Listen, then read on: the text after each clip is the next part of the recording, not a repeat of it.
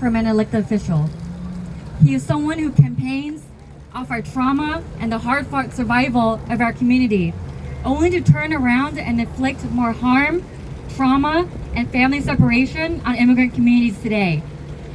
Derek Tran used our stories to get into office.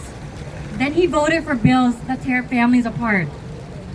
Derek Tran has a shocking record of expanding immigration enforcement to levels we have never seen before, stripping immigrants of due process, and still, to this day, he does not understand why our communities are upset and disappointed with him.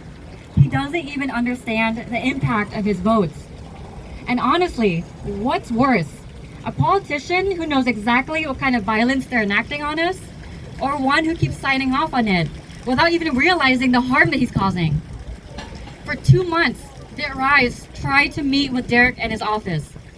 We met directly with members of his staff. We and impacted community members followed up after they reached out to us asking to connect.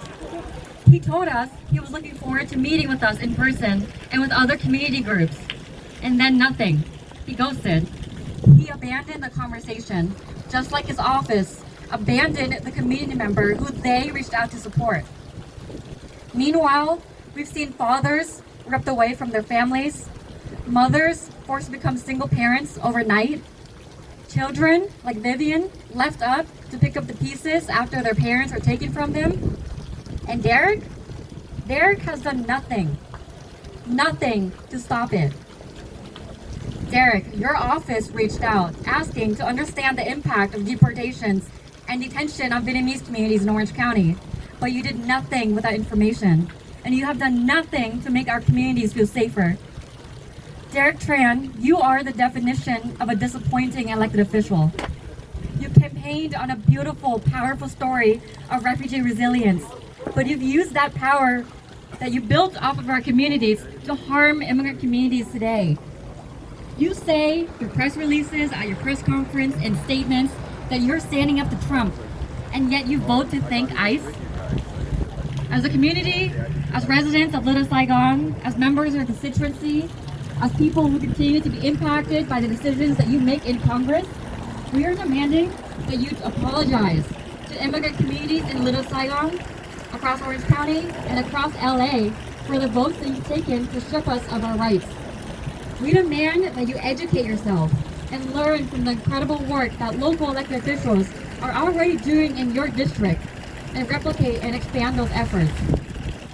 We demand that you fight for the release of all people unjustly detained by ICE and push for restitution for the families who have lost their loved ones to detention and deportation.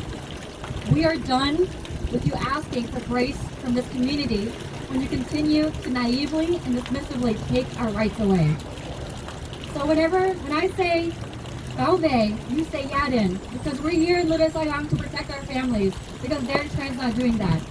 So when I say Balve, you say Yadin. Balve! Yadin! Balve! Yadin! Balve! Yadin! I saw the Little Saigon! I saw the Little Saigon! I saw the Orange County! I saw Orange County!